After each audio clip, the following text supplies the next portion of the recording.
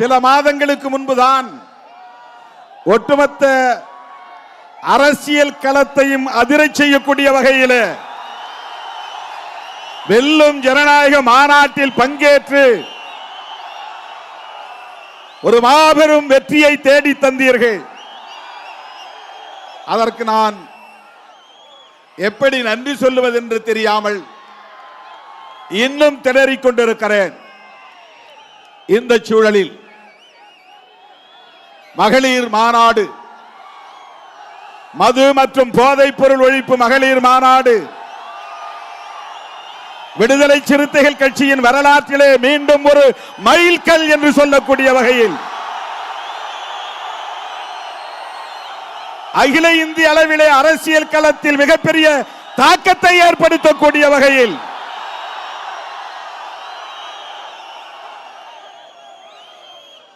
லட்சக்கணக்கிலே திரண்டு வந்து இந்த மாநாட்டை வெற்றி பெற செய்து கொண்டிருக்கிற என் உயிரின் உயிரான விடுதலை சிறுத்தைகளே, உங்கள் காலடிகளில் என் நன்றியை காணிக்கையாக்குகிறேன். எந்த மாநாட்டிலும் இல்லாத ஒரு சிறப்பு இந்த மாநாட்டில் லட்சக்கணக்கான பெண்கள் இந்த மாநாட்டுக்கு திரண்டு வந்திருக்கிறார்கள். எல்லா சாலைகளும் உளுந்தூர்பேட்டையை நோக்கியே என்று சொல்லக்கூடிய வகையில் தமிழ்நாட்டின் அத்தனை மூலை முடுக்குகளில் இருந்தும் அனைத்து சாலைகளும் இன்றைக்கு உளுந்தூர்பேட்டையை நோக்கி திரும்பி இருக்கின்றன. எங்கு பார்த்தாலும் நீலம் சிவப்பு மயம். மகளிர் சீருடை அணிந்து வந்திருக்கிற நிகழ்வு இந்த நிகழ்வு. எங்கே வானம் பொத்துக்கொண்டு மழையை கொட்டுமோ என்று நான் அஞ்சியபடியே அமர்ந்திருந்தேன். எப்போதும் இயற்கை நம்பக்கம்தான், எப்போதும் இயற்கை நம்பக்கம்தான், எப்போதும் இயற்கை நம்பக்கம்தான். இன்றைக்கும் நம் பக்கம் நிற்கிறது. இந்த மாநாடு வெற்றி பெறுவதற்கு இயற்கை மிகப்பெரிய அளவிலே நமக்கு ஒத்துழைத்திருக்கிறது. இருட்டிக் கொண்டே இருக்கிறது. எங்கே நீங்கள் அணை உடைந்த வெள்ளம் போல் இங்கு பாய்ந்து வந்தீர்களோ, அதை போல மழையும் அணை உடைந்த வெள்ளம் போல் மேகங்களை உடைத்துக் கொண்டு இங்கே கொட்டிவிடுமோ என்று நான் கவலையில் இருந்தேன்.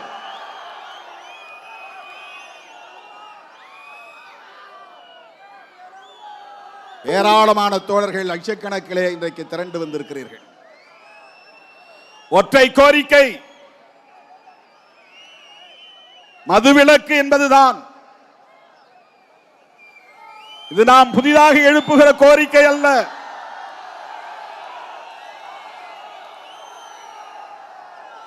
நாம் கண்டுபிடித்த புதிய கோரிக்கை அல்ல. நம்முடைய புரட்சியாளர் அம்பேத்கர் அவர்களால் தனது கொள்கை ஆசான் என்று அறிவிக்கப்பட்ட கௌதம புத்தர் காலத்தில் இருந்து இந்த கொள்கை மக்களிடத்திலே பேசப்பட்டு வருகிறது.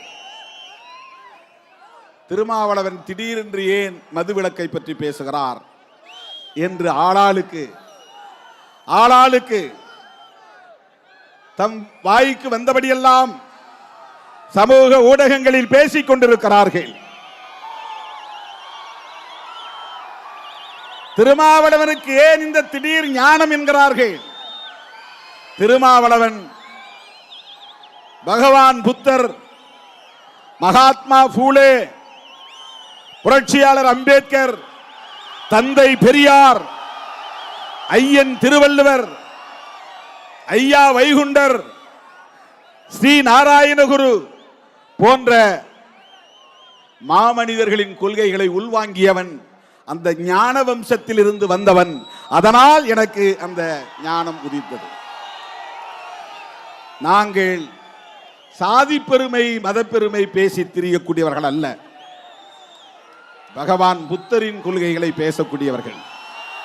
அதனால்தான் புத்தருக்கு சிலை இங்கே, அதனால்தான் புரட்சியாளர் அம்பேத்கரின் சிலை இங்கே, அதனால்தான் மேடை முகப்பிலே பகவான் புத்தரின் திருவுருவம் பொறிக்கப்பட்டிருக்கிறது. முகப்பிலே இருக்கிற வரவேற்பு வளைவிலே ஒரு புறம் ஐயன் திருவள்ளுவர், இன்னொரு புறம் கௌதம புத்தர், ஒரு புறம் தந்தை பெரியார், இன்னொரு புறம் பேரறிஞர் அண்ணா, ஒரு புறம் புரட்சியாளர் அம்பேத்கர், பெருந்தலைவர் காமராஜர்.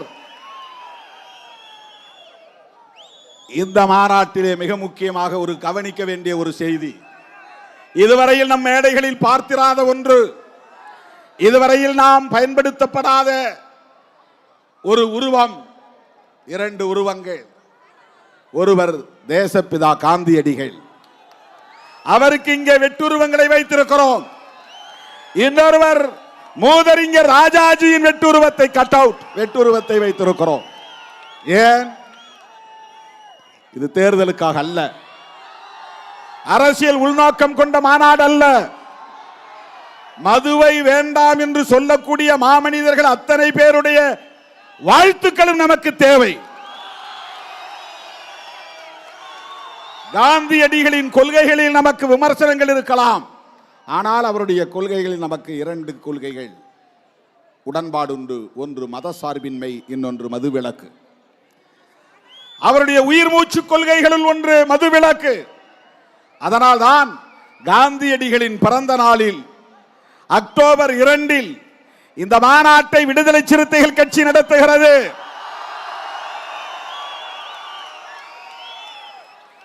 அதிலும் சில அறிவுஜீவிகள் விமர்சனம் செய்தார்கள். ஏன் அம்பேத்கர் பிறந்த நாள் கிடைக்கவில்லையா? அவருடைய நினைவு நாள் இல்லையா? எதற்காக காந்தி பிறந்த நாள்? நாம் முதலில் அறிவித்தது செப்டம்பர் 17 தந்தை பெரியார் பிறந்த நாள். அதை தள்ளி வைத்ததற்கு 2 காரணம். ஒன்று, நாடாளுமன்ற கூட்டத்தொடரில் நாம் கவனம் செலுத்த நேர்ந்து விட்டது, மாநாட்டுக்கு கால அவகாசம் இல்லை. இரண்டாவது, இந்த பகுதியிலே பாட்டாளி மக்கள் கட்சியை சார்ந்தவர்கள் சமூக நீதி நாள் என்று 17ஆம் தேதி விழுப்புரம் மாவட்டம் எங்கும் நிகழ்ச்சி நடத்துவதுண்டு. அப்படிப்பட்ட சூழலில் எதிரும் புதிருமாக மக்கள் திரண்டு வருவதை தவிர்க்க வேண்டும் என்பதற்காக, அந்த காரணங்களுக்காக செப்டம்பர் 17 நடத்துவதாக அறிவிக்கப்பட்ட மாநாட்டை காந்தியடிகளின் பிறந்த நாள் அடுத்து வருகிறது, அந்த நாள் பொருத்தமான நாள், சரியான நாள் என்று முடிவு செய்து நாம் அறிவித்து இன்றைக்கு நடத்தி கொண்டிருக்கிறோம். தோழர்களே, கௌதம புத்தர் 5 ஒழுக்கங்களை, பஞ்சசீலங்களை போதித்தவர். அதில் மிக முக்கியமானது மதுவிலக்கு. மது அருந்தக்கூடாது, மது அருந்தக்கூடாது, பொய் சொல்லக்கூடாது, திருடக்கூடாது. இதெல்லாம் புத்தரின் போதனைகள். கொலை செய்யக்கூடாது, வரைமுறையற்ற காமம் கூடாது. இது பகவான் புத்தர் உலகமெங்கும் வாழுகிற ஒட்டுமொத்த மாந்த குலத்திற்கு போதித்தார். இந்தியாவில் இருக்கிறவர்களுக்கு மட்டுமல்ல, அவர் வாழ்ந்த காலத்தில் அவர் வாழ்ந்த சாம்ராஜ்யத்திற்கு மட்டும் சொல்லவில்லை, உலகமாந்தர் யாவருக்கும் சொன்னார், மனித குலத்துக்கே சொன்னார். இந்த 5ஐ நீ செய்தால், செய்யாமல் இருந்தால் உனக்கு எந்த துன்பமும் வராது. இதுதான் பகவான் புத்தருடைய போதனைகள். அதில் மதுவிலக்கு ஒன்று. அவர் உலகம் முழுதும் உள்ள மனிதர்களுக்கு சொன்னார். அவர் மாமனிதர் சொன்னார், நான் எளியவன், அதனால் தமிழ்நாட்டில் சொல்லுகிறேன், இந்தியாவெங்கும் வேண்டும் என்று சொல்லுகிறேன், அவருடைய கொள்கையை பின்பற்றி சொல்லுகிறேன். எந்த மகானும் மதுவை ஆதரித்ததில்லை. பகவான் புத்தர் மட்டுமல்ல, இயேசு பெருமான் மதுவை ஆதரித்ததில்லை. அதைவிட உலகம் முழுவதும் போற்றப்படக்கூடிய மதுவை தொடக்கூடாது என்பதை இன்றைக்கும் நடைமுறைப்படுத்திக் கொண்டிருக்கிற ஒரு மார்க்கம், ஒரு சமூகம் இருக்கிறது என்றால் அது இஸ்லாம் மார்க்கம், இஸ்லாமிய சமூகம் என்பதை யாரும் மறுத்துவிட முடியாது. இன்றைக்கு நீங்கள் சவுதி அரேபியாவிலே மதுக்கடைகளை பார்க்க முடியாது, துபாய் போன்ற அரபு நாடுகளிலே மதுக்கடைகளை பார்க்க முடியாது. நபிகள் நாயகம் தோன்றி மறைந்து 1400 ஆண்டுகளுக்கு மேலாகிறது. ஆனால் உலகம் முழுவதும் ஒரு சமூகம் மதுவை தொடாமல் அதை பின்பற்றி வருகிறது என்று சொன்னால் அது நபிகள் நாயகத்தின் போதனை. மது பாவங்களின் தாய் என்று சொன்னவர் நபிகள் நாயகம்.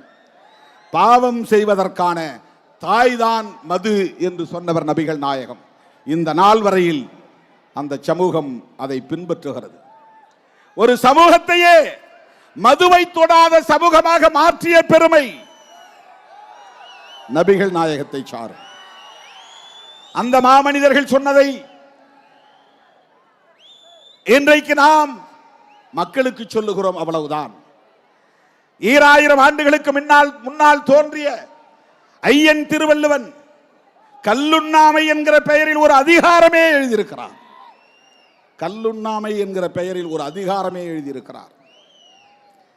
அவர் புத்தரின் வழிவந்தவர் அல்ல, புத்த சங்கத்தில் சேர்ந்தவர் அல்ல, அல்லது அவர் எந்த அரசியல் இயக்கத்தையும் சார்ந்தவர் அல்ல.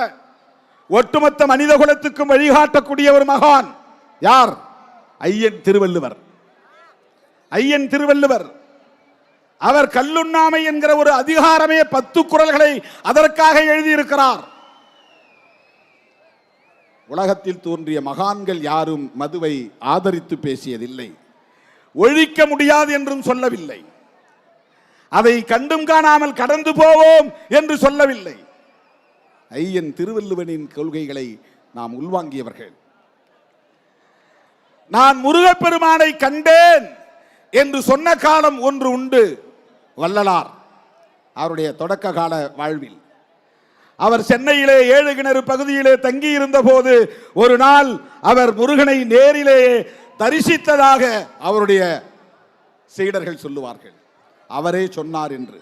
அதே வள்ளலார் அதற்கு பிறகு பிற்காலத்தில் சனாதனத்தை கடுமையாக எதிர்த்தார். மத நம்பிக்கைகள் மூட நம்பிக்கைகளாக இருந்தால் அவை வேண்டாம் என்று எதிர்த்தார். சாதி கூடாது என்றார், மதுவை அருந்தக்கூடாது என்று சொன்னார். யார்? நம்ம ஊர் வடலூர் வள்ளலார். வடலூர் வள்ளலார் ராமலிங்க அடிகளார். அதே கருத்தை தான் இன்றைக்கு வந்திருக்கிறாரே நம்முடைய பாலபிரஜாபதி அடிகளாருடைய முப்பாட்டன் ஐயா வைகுண்டர். அவர் பிறந்த சமூகம் கல்லை இறக்குகிற குலத்தொழிலை கொண்ட சமூகம். நாடார் சமூகம் கல்லிறக்குவது குலத்தொழில். பனைமரத்திலே ஏறி கல்லிறக்குவார்கள். கல்லு குடிப்பது என்பது அவர்களுக்கு வாழ்க்கையில் இயல்பான ஒன்று. அப்படிப்பட்ட சமூகத்திலே பிறந்த ஒருவர் ஐயா வைகுண்டர் 18 கிராமங்களில் இருந்த மக்களை எல்லாம் அழைத்து வந்து பொதுவான கிணறு தோண்டி அந்த பொது கிணறு சமத்துவ கிணறு என்று சொல்லி அந்த கிணற்று நீரை எல்லோரையும் குடிக்க சொன்னார். மீனவர்களை, தீண்டப்படாதவர்களை, நாடார் சமூகத்தை சார்ந்தவர்களை, இப்படி 18 கிராமங்களில் இருந்து 10க்கும் மேற்பட்ட சாதியினரை எல்லாம் வரவழைத்து, அதுவும் ஒரு சமஸ்தானத்தின் கட்டுப்பாட்டில் இருந்த பகுதிகளே, சாதியம் தலைவிரித்தாடிய திருவிதாங்கூர் சமஸ்தானத்தின் கட்டுப்பாட்டில் இருந்த சாமித்தோப்பு பகுதியிலே சமத்துவ கிணறு 150 ஆண்டுகளுக்கு முன்னால் தோன்றியவர் ஐயா வைகுண்டர். அவர் குடிக்க கூடாது என்று சொன்னார். அதைத்தான் ஸ்ரீ நாராயண குரு கேரளாவிலே அதே கருத்தை சொன்னார். எனதருமை தோழர்களே, அந்த அடிப்படையில் தான் விடுதலை சிறுத்தைகள் கட்சி மதுவை கூடாது என்று சொல்லுகிறோம். ஏற்கனவே 2015 திருச்சிராப்பள்ளியிலே இதே மது ஒழிப்பு மகளிர் மாநாட்டை நடத்தி இருக்கிறோம். ஊர் ஊராக, வீதி வீதியாக, வீடு வீடாக சென்று மது ஒழிப்பு பிரச்சார துண்டறிக்கைகளை கொடுத்திருக்கிறோம். நடந்து முடிந்த நாடாளுமன்ற கூட்டத்தொடரில் கடைசியாக அன்றைக்கு பேசக்கூடிய வாய்ப்பு கிடைத்த போது நிர்மலா சீதாராமன் உட்பட அங்கே அமர்ந்திருந்தார்கள். அப்போது நான் சொன்னேன், அரசமைப்பு சட்டம் உறுப்பு எண் 47 டைரக்டிவ் பிரின்சிபல்ஸ் என்கிற வழிகாட்டும் நெறிகள் என்கிற பகுதியிலே உறுப்பு எண் 47 இந்திய ஒன்றிய அரசுக்கும் மாநில அரசுகளுக்கும் வழிகாட்டுகிறது. என்ன வழிகாட்டுகிறது? மக்களுக்கான ஊட்டச்சத்து உறுதிப்படுத்தப்பட வேண்டும், அவர்களுடைய சுகாதாரமான வாழ்வாதாரத்தை உறுதிப்படுத்த வேண்டும். அதைவிட மருத்துவத்திற்கு பயன்படுகிற போதை மருந்துகளை தவிர மனிதர்கள் உட்கொள்ளுகிற போதை மருந்துகள் அனைத்தையும் தடை செய்ய வேண்டும். இதுதான் ஆர்டிகிள் 47. அரசமைப்பு சட்டம் யார் எழுதியது? அரசமைப்பு சட்டம் யார் எழுதியது? புரட்சியாளர் அம்பேத்கர் எழுதினார்.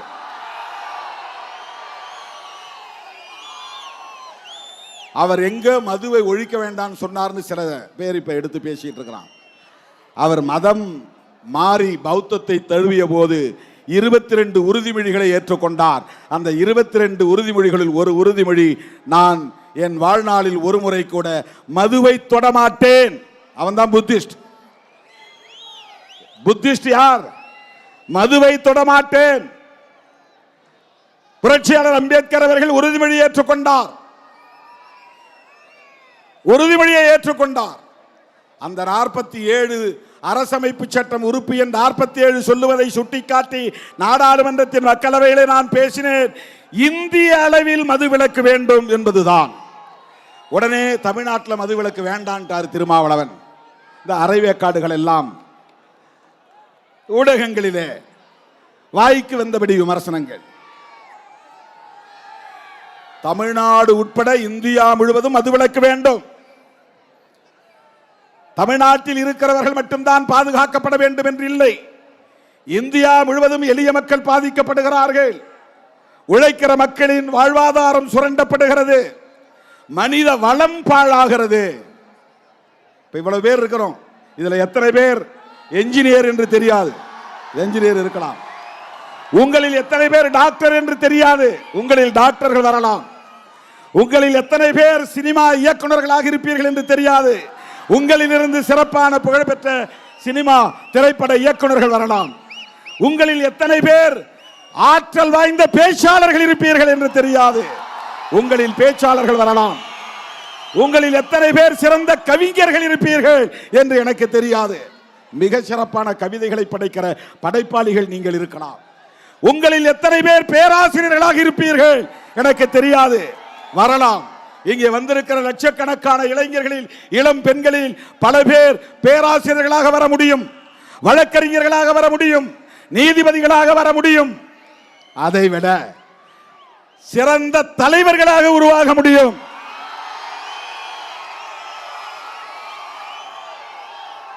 எனக்கு கண்களில் தெரிகிறது. என் உயிரின் உயிரான விடுதலை சிறுத்தைகள் நல்ல தலைமை பண்புள்ள ஆற்றல் வாய்ந்த இளைஞர்களாக வளருவார்கள். கருத்தியல் சார்ந்து வளருவார்கள். இந்த தேசத்தை சாதி வெறியரிடமிருந்தும் மத வெறியரிடமிருந்தும் கட்டி காப்பாற்றி நல்வழிப்படுத்துவார்கள் என்கிற நம்பிக்கை இருக்கிறது. உங்களில் அவ்வளவு பேர் இளமையாக இருக்கிற போது தெரியாது. ஆனால் இதில் குடித்து குடிப்பழக்கத்திற்கு ஆளாகி அடிமையாகி அதிலிருந்து மீள முடியாமல் போனால் என்ன ஆகும்? எத்தனை அம்பேத்கரை நாம் இழக்க நேரும். இதில் அம்பேத்கர் உருவாகலாமே, உங்களில் பெரியார் உருவாகலாமே. அம்பேத்கர் இளம் வயதிலே குடிக்கோ அல்லது போதைப் பொருளுக்கோ அடிமையாகி இருந்தால் நமக்கு இப்படி ஒரு தலைவர் கிடைத்திருப்பாரா? பெரியார் இளம் வயதிலே குடிப்பொருளுக்கு, மதுவுக்கு, போதைப் பொருள்களுக்கு அடிமையாகி இருந்தால் தந்தை பெரியார் என்கிற ஒரு மாமனிதர் நமக்கு கிடைத்திருப்பாரா? உலகத்துக்கே வழிகாட்டக்கூடிய மாமேதை காரல் மார்க்ஸ் ஒரு அடிக்டாக மாறி இருந்தால், போதை அடிமையாக மாறி இருந்தால் நமக்கு ஒரு மார்க்ஸ் கிடைத்திருப்பாரா? யோசித்து பாருங்கள். எனதருமை தோழர்களே, இளம் வயதில் குடிப்பழக்கத்திற்கும் போதைப் பொருள்களுக்கும் அடிமையாகும் நிலை ஏற்பட்டால் மனித வளம் அழிந்து போகிறது. அதான் நம்முடைய முழக்கம். மது மற்றும் போதைப் பொருள் ஒழிப்போம், மனித வளம் காப்போம். மனித வளம்னா என்ன? Human resource. கனிம வளம் உங்களுக்கு தெரியும். கனிம வளம் பாறைகளிலே இருக்கிறது, மண்ணுக்கடியிலே இருக்கிறது. மனித வளம் மதிப்பிட முடியாதது. உங்களில் எத்தனை பேர் எவ்வளவு பெரிய ஆற்றல் படைத்த தலைவர்கள் இருக்கிறீர்கள் என்று நம்மால் மதிப்பிட முடியாது. அம்பேத்கர் படிக்க வாய்ப்பில்லாமல் போயிருந்தால் என்ன ஆகியிருக்கும்? அவர் கிராமத்தில் எங்கோ ஒரு இடத்திலே ஆடு மாடு மேய்த்துக் கொண்டிருந்திருப்பார். யாரோ ஒரு ஆண்டை சாதிக்கு அடிமை வேலை செய்து கொண்டிருந்திருப்பார். ஆனால் அவர் நல்ல கல்வியை பெற்றதால் அவர் மிக உயர்ந்த இடத்திற்கு வர முடிந்தது. உலகமே போற்றக்கூடிய இடத்திற்கு உயர முடிந்தது. இதுதான் மனித வளம். அம்பேத்கருக்குள்ளே இருந்த ஆற்றல் கல்வியால் கொஞ்சம் கொஞ்சம் பெருகி பெருகி பெருகி உலகத்துக்கே வெளிச்சம் போடக்கூடிய அளவுக்கு, வெளிச்சம் காட்டக்கூடிய அளவுக்கு அவருடைய மனித வளம் முழுமையடைந்தது, பொங்கி எழுந்தது. அப்படி இந்த மனித வளம் பாழாகிறது. ஊருக்கு 20-30 பேர், ஒரு மாநிலத்திற்கு இப்படி லட்சம் பேர், இந்தியா முழுவதும் பல லட்சம் பேர் இப்படி பாதிக்கப்பட்டால் 30 வயதிலேயே நிற்க முடியவில்லை, தடுமாறுகிறான். 40 வயதிலேயே கல்லீரல் பாதிக்கப்பட்டு, நுரையீரல் பாதிக்கப்பட்டு மெல்ல மெல்ல மருத்துவமனையில் கிடந்து சாகும் நிலை ஏற்படுகிறது. மனித வளம் பாழாகிறது. இப்படி மனித வளம் பாழாக கூடாது என்பதற்காகத்தான் நாம் இந்த கோரிக்கையை வைக்கிறோம்.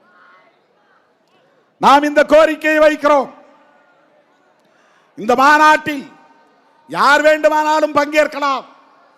இது அனைவருக்குமான பொது கோரிக்கை. இதில் அரசியல் வேண்டாம், இதில் அரசியல் சாயம் பூச வேண்டாம், தேர்தல் கணக்குகளை பேச வேண்டாம், கூட்டணி அரசியலை பேச வேண்டாம் என்று எல்லாவற்றையும் இணைத்து கடந்த மாதம் 10ஆம் தேதி நான் ஒரு பேட்டி கொடுத்தேன். அதே பேட்டியிலே அடுத்த நொடியிலே அந்த வார்த்தைகள் இருக்கின்றன. ஆனால் இங்குள்ளவர்கள் என்ன செய்தார்கள்? திருமாவளவன் அதிமுகவுக்கு அழைப்பு விடுத்தார்.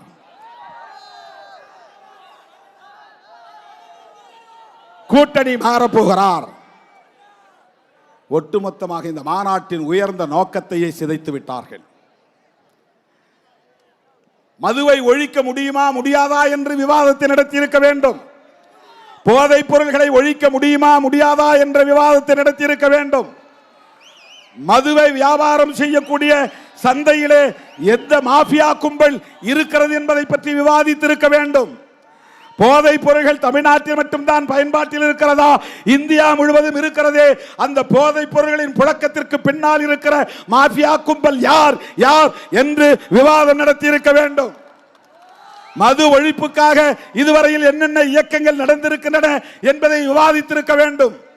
காந்தியடிகள் எப்படி இதனை உயிர் மூச்சு கொள்கையாக ஏற்றுக்கொண்டார், பரப்பினார் என்பதை விவாதித்திருக்க வேண்டும். காங்கிரஸில் இருந்த காலத்திலே தந்தை பெரியாரும் அவருடைய துணைவியார் நாகம்மையாரும் அவருடைய சகோதரி கண்ணம்மாவும் எப்படி காந்தி கொள்கையை ஏற்றுக்கொண்டு மது விலக்குக்காக போராடினார்கள் என்பதை விவாதித்திருக்க வேண்டும். காந்தி சொன்னார் என்பதற்காக தமது தோட்டத்திலே இருந்த தோப்பிலே இருந்த 500க்கு மேற்பட்ட தென்னை மரங்களை வெட்டி எறிந்தவர் பெரியார். பெரியாருடைய பங்களிப்பை பேசி இருக்க வேண்டும். திராவிட முன்னேற்ற கழகத்தை நிறுவிய நிறுவனர் தலைவர் பேரறிஞர் அண்ணா மதுவிலக்கு கொள்கையிலே எப்படி உறுதியாக இருந்தார் அதை விவாதித்திருக்க வேண்டும். ஊடகங்களில் பேசக்கூடியவர்கள் அதை பேசி இருக்க வேண்டும். திருமாவளவன் இப்போது கிளம்பியிருக்கிறாரே, இவரால் மதுவை ஒழித்து விட முடியுமா என்று, மதுவை ஒழிப்பதற்கு என்ன சாத்தியக்கூறுகள் இருக்கின்றன, ஒழிக்க முடியாது என்பதற்கு என்ன சிக்கல்கள் இருக்கின்றன என்பதை விவாதித்திருக்க வேண்டும். ஏன் ஐயன் திருவள்ளுவன் கல்லுண்ணாமை என்கிற அதிகாரத்தில் 10 குறளை எழுதினார் என்பதை விவாதித்திருக்க வேண்டும். அப்படியெல்லாம் இவர்கள் பேசவில்லை. அற்ப காரணத்தை நம்முடைய மாநாட்டுக்கு கற்பித்தார்கள். திருமாவளவன் ஏதோ கணக்கு போட்டுதான், இன்னும் 1.5 வருஷத்துக்கு மேல இருக்கு, 18 மாதங்கள் இருக்கின்றன. எதுக்கு? 2026 சட்டமன்ற தேர்தலுக்கு இன்னும் 18 மாதங்கள். இதுல 3 மாசம், 25-12 மாசம், அதுல ஒரு 4 மாசம், அவ்வளவு நாட்களுக்கு பின்னால் வரப்போகிற தேர்தலுக்கு இப்போதே நாம் அடி போடுகிறோம் என்று அரசியல் பேசுகிறார்கள், விவாதம் செய்கிறார்கள். இந்த மாநாட்டின் உயர்ந்த நோக்கத்தையே திசை திருப்பி விட்டார்கள், மடைமாற்றம் செய்து விட்டார்கள். எல்லாரும் சேர்ந்து காவிரி நீருக்காக பேச வேண்டும் என்று நாம் சொன்னதில்லையா? ஈழத்தமிழர் பிரச்சனை வந்த போது திமுக அதிமுக எல்லோரும் சேர்ந்து ஒற்றை குரலாக பேச வேண்டும் என்று நாம் சொன்னதில்லையா? சில பிரச்சனைகளுக்காக நாம் சேர்ந்து பேசுவது தானே தேவை. மது ஒழிப்பு என்பது தமிழ்நாட்டுக்கான பிரச்சனையா? அது ஒரு தேசிய பிரச்சனை இல்லையா? இந்தியா முழுவதும் அது பிரச்சனையாக இருக்கிறதா இல்லையா? தமிழ்நாட்டில் மட்டும்தான் மதுக்கடைகள் திறந்திருக்கின்றனவா? ஆந்திராவிலே இல்லையா? கேரளாவிலே இல்லையா? அங்கே குடிப்பவர்கள் யார்? அதனால் பாதிக்கப்படுகிறவர்கள் யார்? இளம் வயதிலேயே செத்து போகிறவர்கள் யார்? உழைக்கிற மக்கள் தானே. கேரளாவிலும் தான் இருக்கிறது.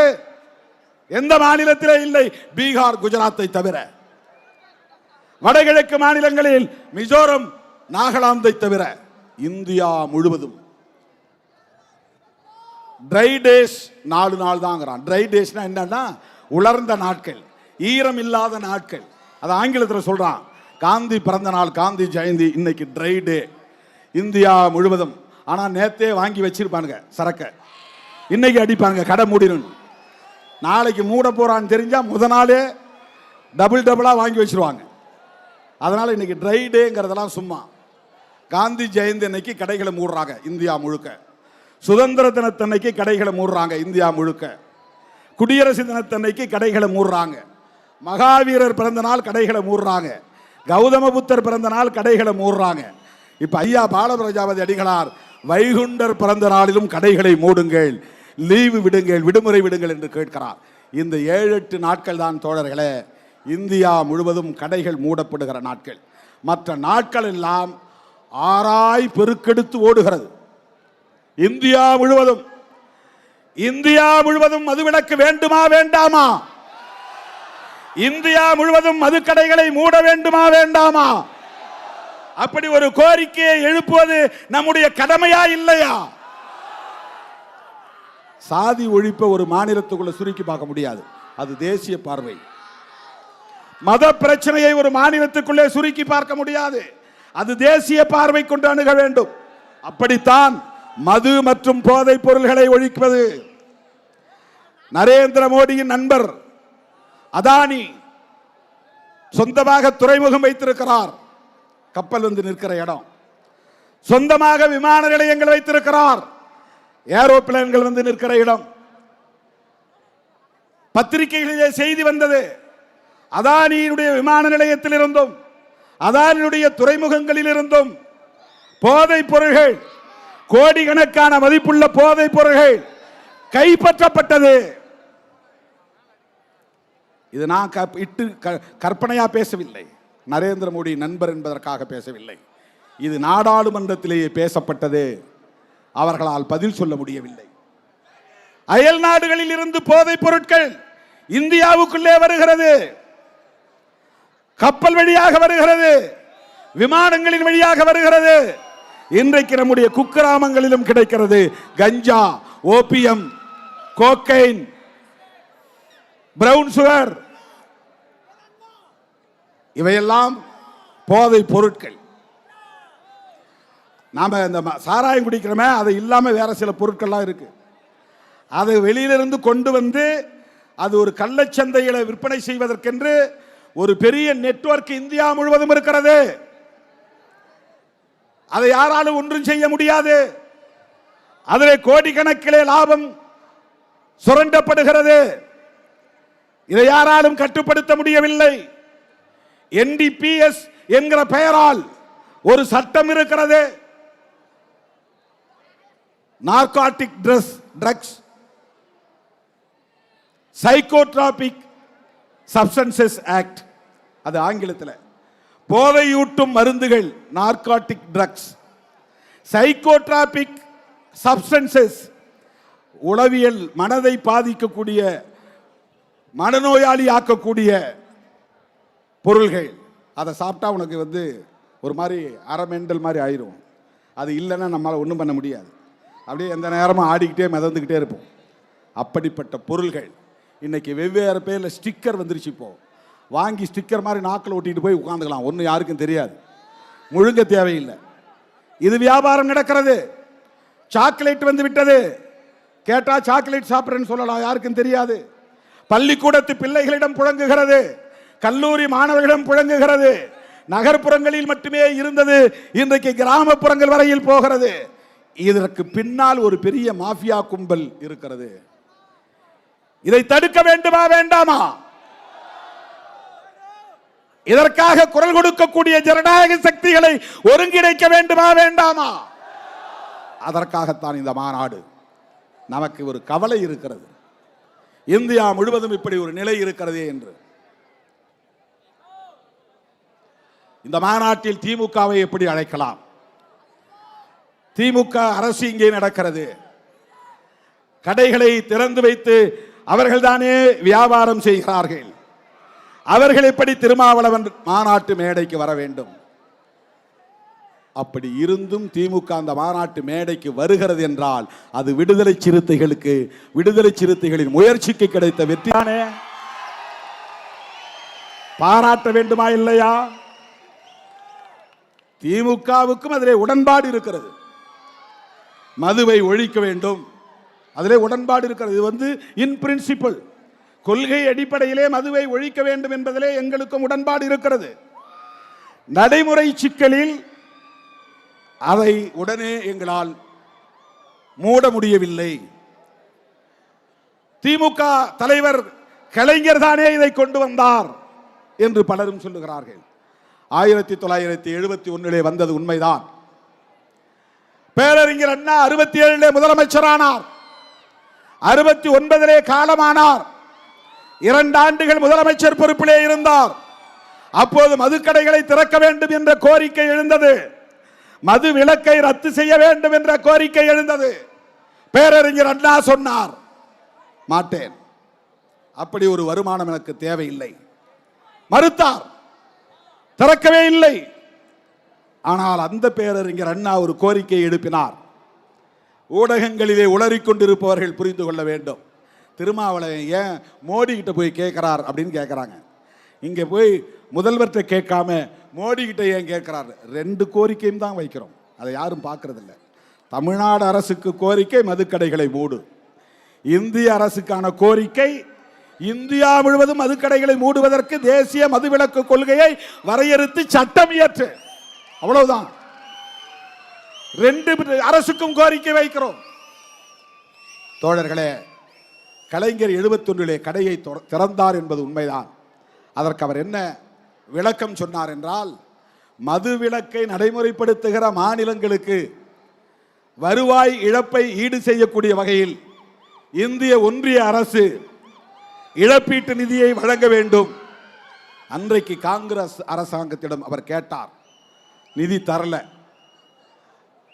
நிர்வாகம் நடத்த முடியல, போதிய பட்ஜெட் வரவு செலவு போதுமானதாக இல்லை. வேறு வழி இல்லாமல் நெருப்பு வளையத்திற்கு நடுவிலே கற்பூரம் சிக்கிக் கொண்டதை போல அவர் சொன்ன விளக்கம். சுத்தி நெருப்பு எரியுது, நடுவில் ஒரு சூடம் கற்பூர கட்டி இருக்கு, அந்த கற்பூர கட்டி தானா பிடித்து எரியும் என்பதை போல வேறு வழி இல்லாமல் நான் மதுக்கடைகளை திறந்தேன் என்று சொன்னார். அதை சரி என்று நாம் நியாயப்படுத்தவில்லை. ஆனால் அன்றைக்கு இருந்த பொருளாதார நெருக்கடியின் அடிப்படையிலே அன்றைய முதல்வர் கலைஞர் சொன்னார். ஆனால் அதே கலைஞர் 1974 மூடினார், மூடிவிட்டார். அப்போது அவர் சொன்னார், தேசிய அளவில் ஒரு மதுவிலக்கு கொள்கை தேவை, அதுதான் இங்கே நாம் வைக்கிற கோரிக்கை. அதற்கு பிறகு மதுக்கடைகளை திறந்தது யார்? யாரும் அதை பேசுவதில்லையே. அதன் பிறகு இங்கே மதுக்கடைகளை திறந்தது மட்டுமில்லாமல் டாஸ்மாக் என்கிற நிறுவனத்தை உருவாக்கியது யார்? நம்ம தம்பிங்களாம் டாஸ்மார்க் டாஸ்மார்க் மார்க் இல்லை, அதுக்கு முன்னால கெடா மார்க்னு சாராயம் வந்துச்சு. அதெல்லாம் உங்களுக்கு தெரியாது, எனக்கு தெரியும். எல்லா ஊர்லேயும் சாராய கடை இருக்கும். அந்த கடையெல்லாம் இப்போ தனியார்கிட்ட விட்டுருவாங்க. அவர் ஒரு குறிப்பிட்ட அமௌண்ட்டை மட்டும் வாங்கிட்டு மொத்தமாக தனியார்கிட்ட விட்டுருவாங்க. அவன் உள்ளூரில் சாராயத்தை உற்பத்தி பண்ணி கெடா மார்க், மீசை மார்க் அப்படின்லாம் சாராயம் விற்பனை பண்ணுவான். அந்த மாதிரி மார்க்குன்னு நினச்சிக்கிட்டு டாஸ்மார்க்ன்றாங்க. டாஸ்மார்க் இல்லை, TASMAC, TASMAC, Tamil Nadu state marketing corporation, Tamil Nadu மாநில வாணிப கழகம். இதை உருவாக்கிய அரசு எது? யாரும் இதை பேசுவதில்லையே. எம்ஜிஆருக்கு இதில் என்ன பங்கு? ஜெயலலிதா அம்மையார் இதில் என்ன செய்தார்? இன்றைக்கு ஆட்சி பொறுப்புக்கு வந்திருக்கிற திராவிட முன்னேற்ற கழக தலைவர் ஸ்டாலின் அவர்கள் வந்த பிறகா இந்த மதுக்கடையை திறந்தார் என்ற கேள்வியும் எழுகிறது. நான் டிஃபெண்ட் பண்ணி பேசவில்லை. உரையாடக்கூடியவர்கள் எப்படி பேசுகிறார்கள், வாதாடக்கூடியவர்கள் எப்படி பேசுகிறார்கள், அதற்குள்ளே என்ன சூட்சமம் இருக்கிறது, சூழ்ச்சி இருக்கிறது என்பதை புரிந்து கொள்ள வேண்டும். பேசக்கூடியவர்கள் யாரும் எம்ஜிஆர் காலத்திலே மதுக்கடைகள் ஏலம் விடப்பட்டன. ஜெயலலிதா காலத்திலே மதுக்கடைகளை அரசாங்கமே வியாபாரம் செய்யக்கூடிய வகையில் சட்டப்பூர்வமாக்கியது, முறைப்படுத்தியது. அது தொடர்கிறது, தொடர்ந்து கொண்டே இருக்கிறது. அது தொடரும் போது மு.க. ஸ்டாலின் முதல்வராகி இருக்கிறார். இவர் உருவாக்கவில்லை, இவர் புதிதாக திறக்கவில்லை. மூட வேண்டும். நான் அவரை தனியே சந்தித்த போது சொன்னார், எனக்கு என்ன மூடக்கூடாது நான் நினைக்கிறேனா? மூடணும் தான் நானும் நினைக்கிறேன். பதறி போய் சொன்னார். இப்படியெல்லாம் ஊடகங்களில் பேசுகிறார்களே, உங்கள் கட்சியை சார்ந்தவர்களும் பேசுகிறார்களே, மூட வேண்டும் என்றுதான் எனக்கும் பதைப்பு இருக்கிறது. ஆனால் நிர்வாக நடைமுறை சிக்கல்கள் இருக்கின்றன, பார்ப்போம். நான் அதை மனதிலே வைத்துக் கொள்கிறேன். அதன் பிறகுதான் ஒரு கூட்டத்திலே, மண்டலவாரி செயற்குழு கூட்டத்திலே பேசும்போது நான் சொன்னேன், திராவிட முன்னேற்ற கழக அரசு இந்த மதுக்கடைகளை துணிந்து மூடினால் வருகிற 2026 சட்டமன்ற தேர்தல் வருவதற்கு முன்னதாக இந்த மதுக்கடைகளை திமுக அரசு மூடினால் திமுகவே மீண்டும் ஆட்சிக்கு வரும். அந்த சூழல் தமிழ்நாட்டிலே இருக்கிறது என்று நான் சொன்னேன். அதற்கு என்ன காரணம்? திமுக ஆட்சிக்கு வர வேண்டும் என்பதல்ல நோக்கம். திமுக ஆட்சிக்கு வருவோம் என்கிற வாய்ப்பை பயன்படுத்தியாவது திமுக அரசு இந்த மதுக்கடைகளை மூட வேண்டும் என்பதுதான் நம்முடைய நோக்கம். உங்களுக்கு என்ன லாபம் என்று கேட்டார்கள். மதுக்கடைகளை மூடினால் அது சிறுத்தைகளுக்கு லாபம். மதுக்கடைகள் மூடப்பட்டால் அது சிறுத்தைகளுக்கான வெற்றி. மதுக்கடைகள் மூடப்பட்டால் மக்களுக்கு நலம் பயக்கும். அது மட்டும் இல்லாமல் தமிழ்நாடு அரசு நம்முடைய தீர்மானங்களில் சொல்லி இருக்கிறோம், நேரில் சந்திக்கும் போதும் சொன்னோம், நீங்க சட்டமன்றத்தில் தீர்மானம் நிறைவேற்றி அனுப்ப வேண்டும். ஆர்டிகிள் 47 அடிப்படையில் இந்திய அரசு ஒரு நேஷனல் பாலிசி, தேசிய மதுவிலக்கு கொள்கையை கொண்டு வருவதற்கு, அதன் அடிப்படையிலே ஒரு சட்டம் இயற்றுவதற்கு தமிழ்நாடு சட்டமன்றத்திலே தீர்மானம் நிறைவேற்ற வேண்டும். இது முதல்வருக்கு நாம் விடுத்திருக்கிற கோரிக்கை. இதையெல்லாம் யாரும் பேசவில்லை. சராசரி அரசியல்வாதியாக நம்மை எடை போடுகிறார்கள். நான் சொல்ல விரும்புகிறேன், ஒருவேளை தேர்தல் அரசியலே வேண்டாம், பெரியாரை போல ஐயா வைகுண்டரை போல மக்கள் நலம் காக்கிற ஒரு சமூக இயக்கமாகவே நடத்தவும், அப்படி ஒரு இயக்கத்தை வழிநடத்தவும் கூட திருமாவளவன் தயாராவானே தவிர முன்வைத்த காலை ஒருபோதும் திருமாவளவன் பின்வைத்ததில்லை, பின்வைக்க மாட்டான். எனக்கு அந்த தேவையில்லை. எனக்கு என்ன பயம்? என்னுடைய கைகள் சுத்தமாக இருக்கிறது, என் கைகள் சுத்தமாக இருக்கின்றன. இன்னைக்கு காலையில காந்தி மண்டபம் போனேன். காந்தி மண்டபத்தில் காந்தி சிலைக்கு மாலை போட்டுவிட்டு அப்புறம் காமராஜர் சிலைக்கு மாலை போடலாம் என்று தோழர்கள் ஏற்பாடு செய்திருந்தார்கள். காந்தி மண்டபத்துக்கு போகும்போது போலீஸ் வந்து என்கிட்ட சொன்னாங்க, சார் கவர்னர் வராரு, கவர்னர் வந்து மாலை போட்ட பிறகுதான் மற்றவங்க எல்லாம் போடணும். இப்போ நான் போய் போட முடியாதா? சாரி சார், போட முடியாது. ஏன்? கவர்னர் வந்து போகிறது 10:30 மணி ஆயிரும். எனக்கு இங்கே உளுந்தூர்பேட்டை வரணும், அங்கிருந்து 4 மணி நேரம். மற்றவங்களுக்கெல்லாம் 4 மணி நேரம்னா எனக்கு 6 மணி நேரம் ஆகும். நம்ம தோழர்கள் அங்கங்கே மறிப்பாங்க. ஒவ்வொரு டோல்கேட்லையும் அங்கே ஆள் நிற்கும், வழியில் நின்று மறிப்பாங்க, நேரம் ஆயிரும். 4 மணிக்கெல்லாம் நம்ம வந்து மேடைக்கு போகணும். அதனால் காந்தி சிலைக்கு வாங்கின மாலையும் எடுத்துக்கிட்டு போய் காமராஜர் மண்டபத்திலே எல்லா மாலையும் மொத்தமாக வச்சுட்டு அவருக்கு வீர வணக்கம் செலுத்திட்டு வந்துட்டோம். ஆனால் ஊடகங்களில் என்ன எழுதுகிறார்கள்? மேனாள் ஆளுநர் அக்கா தமிழிசை காந்தியை அவமதித்து விட்டார். அப்புறம் காந்தி மது ஒழிப்புக்கு போராடியவர், அவருக்கு இவர் மரியாதை செய்யல. மது ஒழிப்பு மாநாடு நடத்துறாரு, அவருடைய கொள்கைக்கே அது எதிராக இருக்குமோ அப்படின்னு சொல்றாரு. அவங்க என்ன சொல்ல வராங்கன்னா, திருமாவளவன் தினந்தோறும் பாட்டில் திறக்கக்கூடிய ஆள் அப்படின்னு சொல்றாங்க. அக்கா தமிழிசை அவர்களே, நீங்கள் குடிக்க மாட்டீர்கள் என்று நான் நம்புகிறேன். உங்களுக்கு குடிப்பழக்கம் இருக்காது என்று நான் நம்புகிறேன். உங்களைப் போல்தான் நானும், எனக்கு அந்த பழக்கம் இல்லை. நான் தடய அறிவியல் துறையிலே ஒரு அறிவியல் உதவியாளராக, ஒரு இளநிலை விஞ்ஞானி என்கிற பொறுப்பிலே பணியாற்றினேன். அப்ப ஒவ்வொரு 3 மாசத்துக்கும் ஒரு டிவிஷன் மாற்றுவாங்க. அதுல ஒரு டிவிஷன் புரோகிபிஷன், மதுவிலக்குத்துறை. மதுவிலக்குத்துறையில் என்னன்னா, போலீஸ் பிடிச்சிட்டு வரான் பாருங்க கள்ளச்சாராயம், திருட்டுத்தனமா ஊரல் காய்ச்சறான்னு பாருங்க அந்த ஊரல், அப்புறம் மது ஆலைகள் உற்பத்தி பண்றாங்கல்ல, பீர், விஸ்கி, பிராண்டி, அதெல்லாம் பாட்டிலா முதல்ல அங்கே தான் வரும், எங்ககிட்ட தான் வரும்.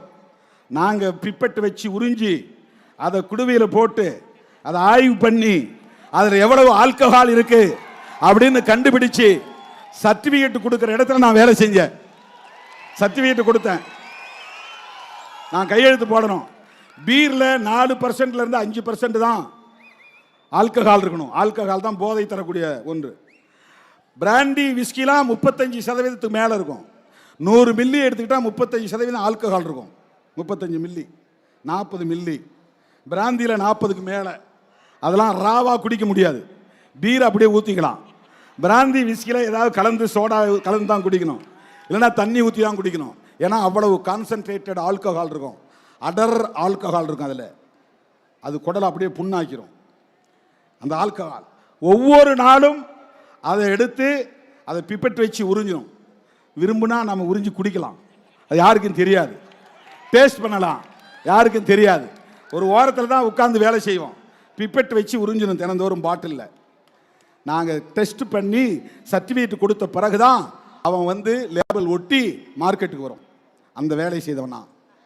அப்ப கூட தப்பித்தவறி என் நாவில் ஒரு சொட்டு மது கூட பட்டதில்லை. அயல் நாடுகளுக்கு பயணம் சென்றால் பிளைட்ல போய் ஏறி உட்கார்ந்தவன்னு விமான பணிப்பெண்கள் வந்து, சார் என்ன வேணும் சார், ஒயின் வேணுமா, ரெட் ஒயின் வேணுமா, வேற என்ன ஒயின் வேணும், ஃபர்ஸ்ட் தான் கேட்பாங்க. போய் வண்டியில் ஏறி உட்கார்ந்து பிஸ்னஸ் கிளாஸில் தண்ணி குடிக்கிறீங்களா கேட்க மாட்டாங்க, சாராயம் குடிக்கிறீங்களா, மது குடிக்கிறீங்களான்னு தான் கேட்பாங்க. 11 மணி நேரம், 12 மணி நேரம், 24 மணி நேரம் ஃப்ளைட்லேயே போகணும். அமெரிக்கா போனா வேற வழி இல்லை, எல்லாரும் அதில் குடிச்சிட்டு தான் போவாங்க. எத்தனையோ பல நாடுகளுக்கு நான் பயணம் செய்திருக்கிறேன். என் வாழ்நாளில் ஒரு முறை கூட அதை நான் தொட்டதில்லை. அக்கா தமிழிசைக்கு சொல்ல நான் கடமைப்பட்டு இருக்கிறேன். ஒரு டவுட்டோட கேட்குறாங்க, ஒரு டவுட், ஒரு சந்தேகத்தோட. ஒருவேளை அது அவர் கொள்கைக்கு முரணா இருக்குதோ, அதுக்காக சொல்றேன், அதற்காக சொல்லுகிறேன். காந்தியடிகளின் சிலையில் மாலை போடக்கூடாது என்று தடுத்தது காவல்துறை. ஆளுநர் வந்த பிறகுதான் மாலையிட வேண்டும் என்று சொன்னது காவல்துறை. எங்களுக்கு காந்தியோட நிறைய விமர்சனங்கள் உண்டு, அது வேறு. அவருக்கு இந்து மதத்தின் மீது நம்பிக்கை உண்டு, அடுத்த பிறவியின் மீது நம்பிக்கை உண்டு, சனாதனத்தின் மீது நம்பிக்கை உண்டு, சாதிய கட்டமைப்பின் மீது நம்பிக்கை உண்டு. தீண்டாமை மட்டும்தான் ஒழிய வேண்டும் என்று சொன்னார். அதனால்தான் அம்பேத்கருக்கும் காந்திக்கும் மோதல் வந்தது. நீ என்ன சாதி வாழ்கன்னு சொல்றீங்க, நான் சாதி ஒழிகன்னு சொல்றேன். இதுதான் அம்பேத்கருக்கும் காந்திக்கு இருந்த முரண்பாடு. நேருக்கு நேர் மோதல் நடந்தது. அந்த காலத்தில் காந்தி ஒரு சமூகத்திற்கு ஹீரோ என்றால் அவர்களுக்கு அம்பேத்கர் வில்லன், அம்பேத்கர் ஹீரோ என்றால் காந்தி வில்லன். அப்படித்தான் அரசியல் போனது. அதுதான் ஒரு காலத்திலே இருந்த அரசியல், அதுதான் ஒரு காலத்திலே இருந்த அரசியல்.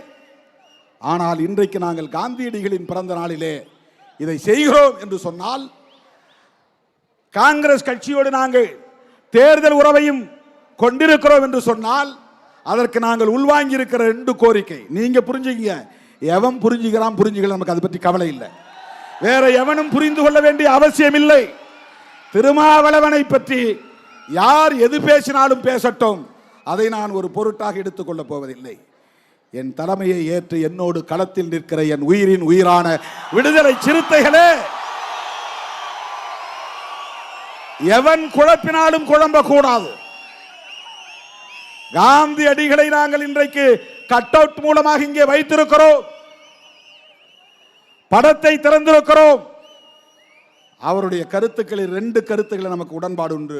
ஒன்று செக்யூலரிசம், மதசார்பின்மை, அம்பேத்கருக்கும் உடன்பாடு, ஜவஹர்லால் நேருவுக்கும் உடன்பாடு, காந்தியடிகளுக்கும் உடன்பாடு. அன்னைக்கு மட்டும் காந்தியடிகள் நேருவை கூப்பிட்டு, தம்பி நான் சொல்றதை கேளு, கவர்மெண்ட்டுக்கு ஒரு ஸ்டேட் ரிலீஜன் வேண்டும், இந்து மதம் இந்த அரசாங்கத்தின் மதமாக இருக்கட்டும் என்று சொல்லி இருந்தால் நேருவாலேயே மீறி இருக்க முடியாது. ஜவஹர்லால் நேரு காந்திக்கு கட்டுப்பட்டவராக இருந்தார்.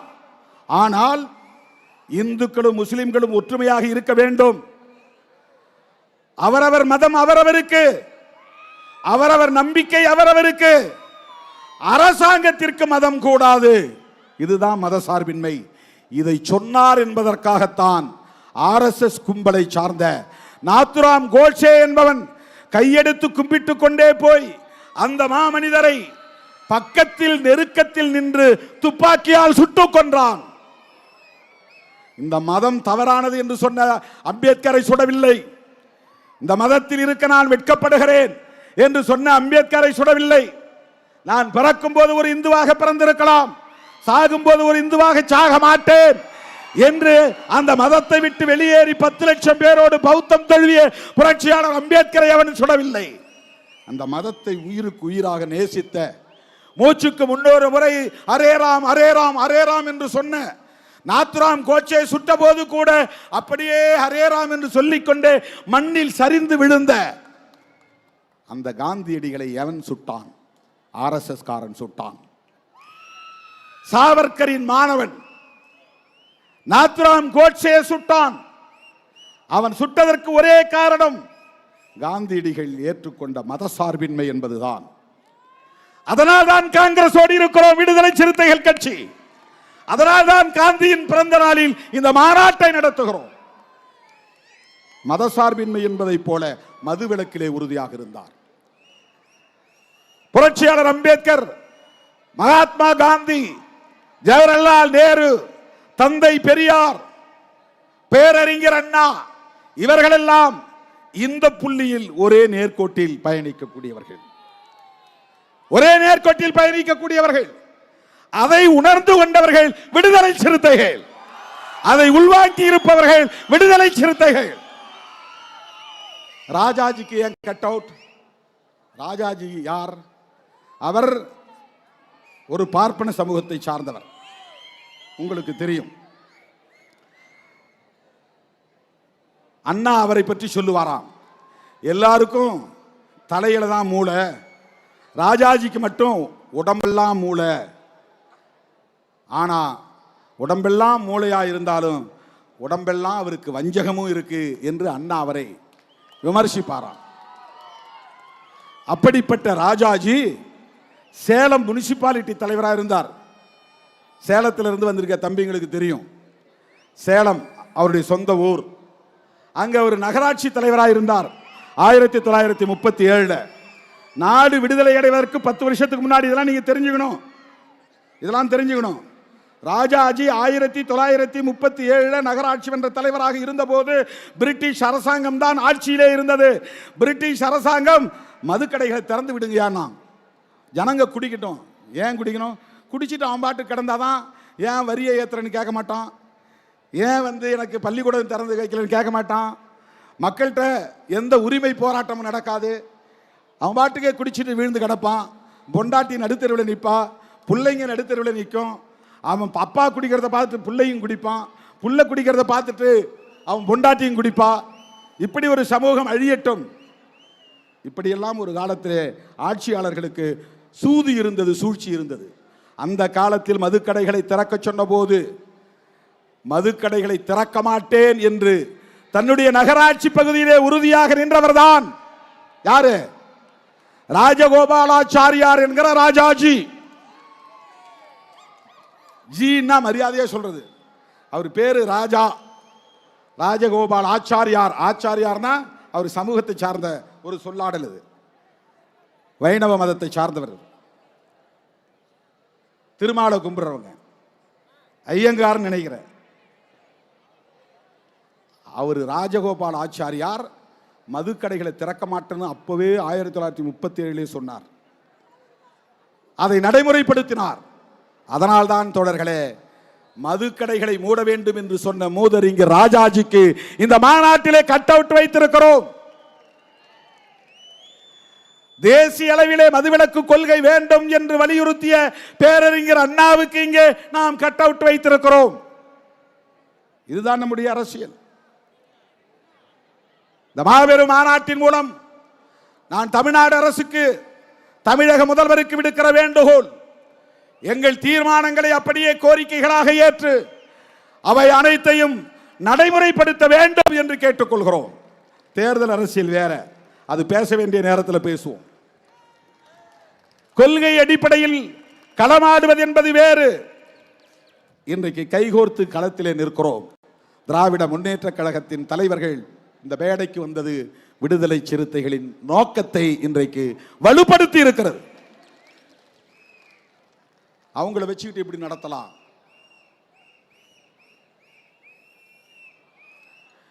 இன்னொருத்தர் கேட்கிறார், திறந்தது இவங்க, மூடுறது அவங்களான்னு.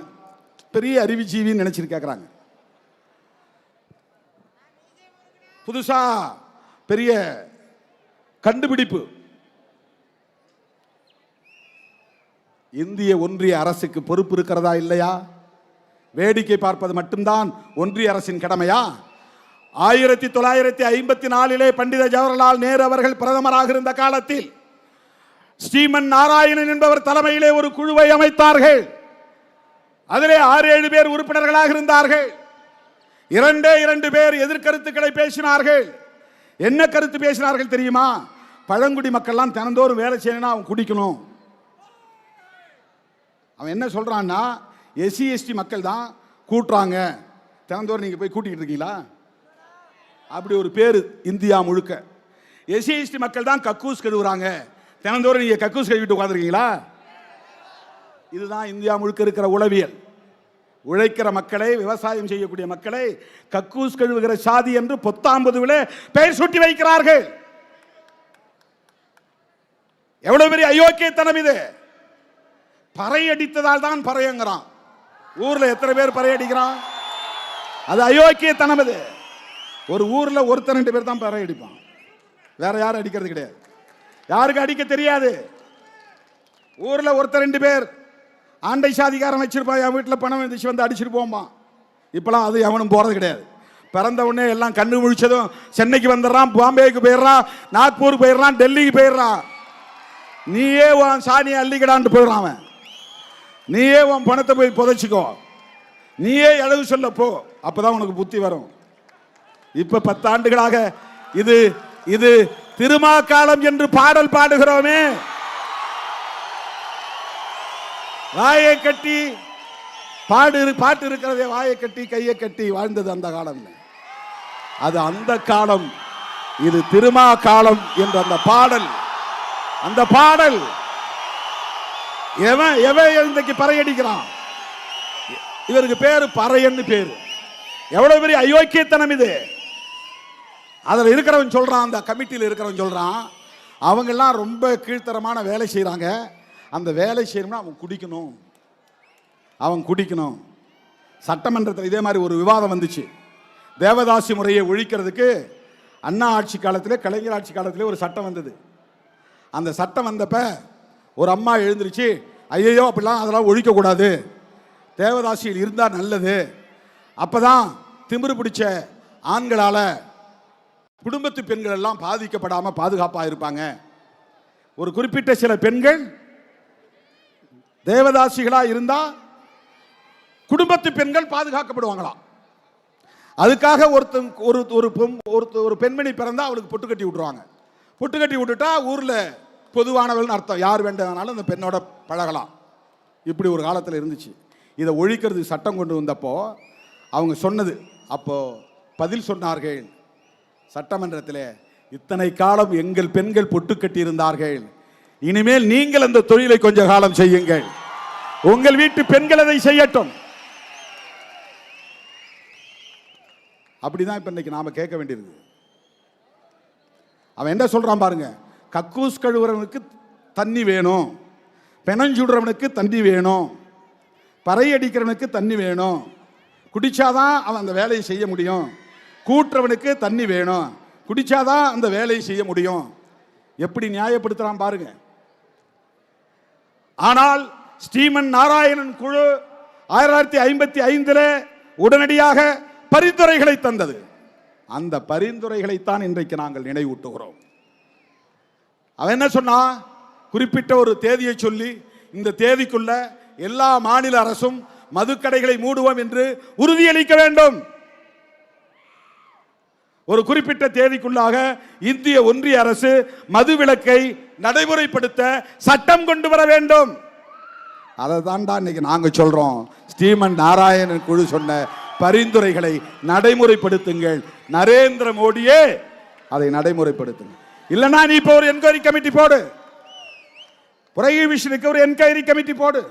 அது உனக்கு பிடிக்கல. ஸ்ரீமன் நாராயணனுக்கு பிறகு தேக்சந்த் கமிட்டி வந்துச்சு. ஜஸ்டிஸ் தேக்சந்த் அப்படிங்கிறவர் தலைமையில் மறுபடியும் ஒரு கமிட்டி போட்டாங்க 1970, 20 வருஷம் கழிச்சு. அந்த கமிட்டி பரிந்துரை செய்தது. ஆனால் மாநில அரசியல் ஒத்துக்கல, அதனால கடப்பில் போட்டாங்க. இப்போ நாங்கள் சொல்றோம், இந்துக்கள் தானே அதிகம் குடிக்கிறாங்க, முஸ்லீம்கள் குடிக்கலையே, கிறிஸ்தவர்கள் குடிக்கலாம் ஒருவேளை, இஸ்லாமியர்கள் 99% பேர் குடிக்கிறது இல்லை எனக்கு தெரிஞ்சு. ஒருவேளை 90% பேரை வச்சுங்க, 10% பேரை விடுங்க. ஆனா இந்து சமூகத்தில் நீங்க சொல்லக்கூடிய இந்துக்களாக கருதப்படக்கூடிய விளிம்பு நிலை மக்கள் எத்தனை சதவீதம் பேர் குடிக்கிறார்கள்? இந்துக்களின் பாதுகாவலர்கள் என்று சொல்லிக் கொள்ளுகிற நரேந்திர மோடி அவர்களே, அமித்ஷா அவர்களே, இந்து சமூகத்தை பாதுகாக்க உங்களுக்கு பொறுப்பு இருக்கிறதா இல்லையா? மது கடைகளை மூட வேண்டிய பொறுப்பு உங்களுக்கு உண்டா இல்லையா? மாநில அரசுகளே முடிவு செய்யட்டும் என்றால் ஒருபோது முடிவு செய்ய மாட்டார்கள். நீங்களே ஒரு முடிவை செய்யுங்கள். தேசிய அளவிலே மதுவிலக்கு சட்டம் கொண்டு வாருங்கள். அதை நடைமுறைப்படுத்தலனா, இப்ப NEP நடைமுறைப்படுத்தலனா ஃபண்டை நிறுத்துற ஒருத்தன் கேள்வி கேட்கிறான். யாரு? இந்த சங்க பரிவாரங்கள். மதுவிலக்கு கொள்கை வேணுங்கிறாரு தேசிய அளவில், கல்வி கொள்கை வேணாங்கிறாரு தேசிய அளவில். ரெண்டுக்கும் வேறுபாடு தெரியல. மதுவிலக்கு கொள்கை வேண்டாம் என்பதில், மதுவிலக்கு கொள்கை வேண்டும், மதுக்கடைகள் வேண்டாம் என்பதில் நல்ல நோக்கம் இருக்கிறது. தேசிய கல்விக் கொள்கையில் தீய நோக்கம் இருக்கிறது. நீ சனாதனத்தை திணிக்க கொல்லைப்புற வழியாக வருகிறாய், மும்மொழி திட்டத்தை திணிக்க கொல்லைப்புற வழியாக வருகிறாய், அதனால் எதிர்க்கிறோம். ரெண்டுக்கு வேறுபாடு இருக்கு. இதுல ஒரு தீய நோக்கம் இருக்கிறது தேசிய கல்விக் கொள்கையில், இதில் நல்ல நோக்கம் இருக்கிறது மதுவிலக்கு கொள்கையில். ஆகவேதான் மத்திய அரசுக்கு, இந்திய ஒன்றிய அரசுக்கு, மோடி அரசுக்கு விடுதலை சிறுத்தைகள் கோரிக்கை விடுக்கிறது. இந்தியா முழுவதும் மதுவிலக்கை நடைமுறைப்படுத்த வேண்டும். எனது அருமை தோழர்களே, என் உயிரின் உயிரான விடுதலை சிறுத்தைகளே,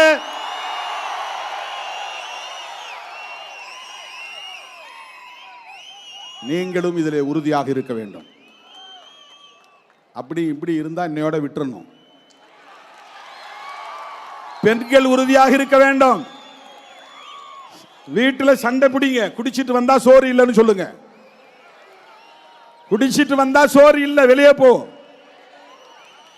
பெண்கள் இந்த யுத்தத்தை தொடங்க வேண்டும், வீட்டில் இருந்து தொடங்க வேண்டும். யாருக்கு இந்த பொறுப்பு இருக்கோ இல்லையோ, இதெல்லாம் ஒன்றும் பண்ண முடியாது. திருமாவளவன் மேடையில் பேசிட்டு போறான். நான் 2015 சொன்னேன், அடிவயிறு எரிய எரிய சொல்லுகிறேன் என்று வேதனையோடு சொன்னேன். நாடாளுமன்றத்திலும் சொன்னேன், மிகுந்த வேதனையோடு சொல்லுகிறேன். மனித வளம் பாழாகிறது, இந்தியா முழுவதும் மனித வளம் பாழாகிறது. எனவே மது மற்றும் போதை பொருள்களை ஒழிப்பதற்கு தேசிய அளவில் ஒரு கொள்கை வேண்டும், சட்டம் வேண்டும். அதை தீவிரமாக நடைமுறைப்படுத்த வேண்டும். கள்ளச்சந்தைகளில் புழங்குகிற போதைப் பொருட்கள் அனைத்தையும் தடை செய்ய வேண்டும். விழுப்புரம் மாவட்டத்தை சுற்றி 9 இடத்துல சோதனை சாவடி இருக்கு. ஒவ்வொரு மாவட்டத்திலும் பார்டர்ல இந்த சாராயத்தை கடத்திட்டு வர்றதை கண்டுபிடிக்கிறதுக்கு டோல்கேட் வச்சிருக்கிறாங்க. இந்த டோல்கேட் இல்ல, சாராயம் கடத்துற கும்பலை பிடிக்கிறதுக்கு டோல்கேட் இருக்கு. மற்ற மாவட்டங்களில் 2, 1, 3 தான் இருக்கு. விழுப்புரத்தில் 9 இடங்கள்ல இருக்கு.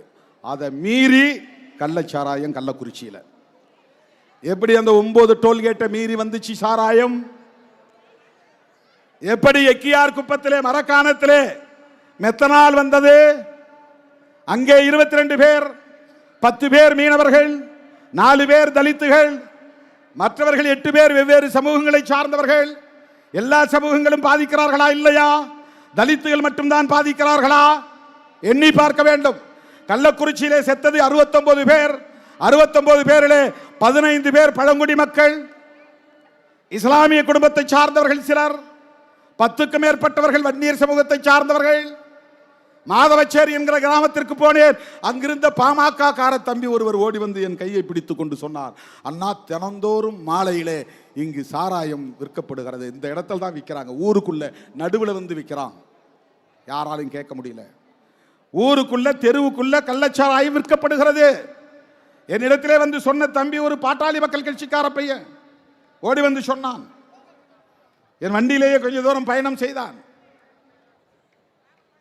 வன்னியர் தெருவுக்குள்ளே சாராயம் கள்ளச்சாராயம் விற்கப்படுகிறது. எல்லாம் சொல்றவன் என்ன சொல்றான்னா, திருமாவளவன் போராட்டம் நடத்துறது எதுக்காகனா அவங்க சாதி சனெல்லாம் பாதிக்கப்படுறாங்க, அதனால போராட்டம் நடத்துறாரு. இந்த மாதிரி ஒரு அற்பத்தனம் வேற என்னவா இருக்க முடியும்? அயோக்கியத்தனம், ஒரு கீழ்த்தரமான புத்தி, கீழ்த்தரமான புத்தி. காஞ்சிபுரத்தில் நான் ஒரு கோரிக்கை வச்சேன். ஒருத்தன் எழுதுறான், ஒரு முட்டாள். நான் என்ன கோரிக்கை வச்சேன்னா, அண்ணா வந்து கனவு கண்டார், இந்திய எதிர்ப்பு போராட்டத்தில் தாளமுத்து நடராசன் 2 பேர் இறந்தார்கள்.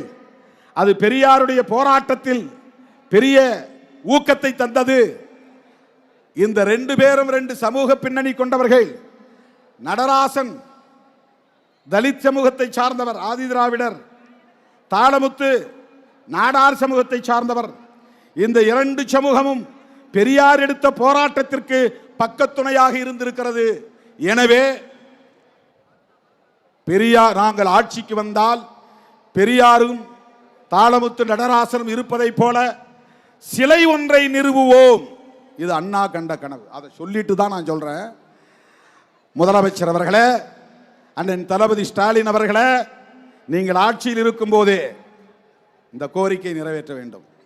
நான் ஒரு கோரிக்கையை சொல்ல போகிறேன் அப்படின்னு சொன்ன உடனே எல்லாரும் பத்திரிகைக்காரன் பூரா ஏதோ மது ஒழிப்பு பற்றி தான் பேச போறாரு, மது கடைகளை மூட சொல்ல போறாரு அப்படின்னு எல்லாம் பதற்றமா இருந்தாங்க.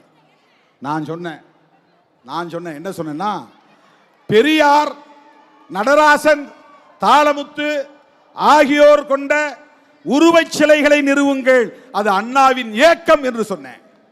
ஒருத்தன் எழுதுறான், இதுலயும் சாதி பார்க்கிறார் திருமாவளவன், நடராசன் என்கிற ஒரு தலித்துக்கு சிலை வைக்கணுங்கிறதுக்காக இப்படி ஒரு கோரிக்கை வைக்கிறார் அப்படின்றான். அப்படி சிந்திக்கிற அவன் தான் சாதி புத்தி உள்ளவனே தவிர நாம் இல்லை. அண்ணா கேட்டதை நாம் சொன்னோம், அண்ணாவின் ஏக்கத்தை நாம் சொன்னோம். இந்த போராட்டத்தை நாம் முன்னெடுத்திருப்பது பெரியார், அம்பேத்கர் போன்ற மாமனிதர்களின் கொள்கைகளை உள்வாங்கி இருப்பதனால் ஏற்பட்ட தாக்கம், அவ்வளவுதான்.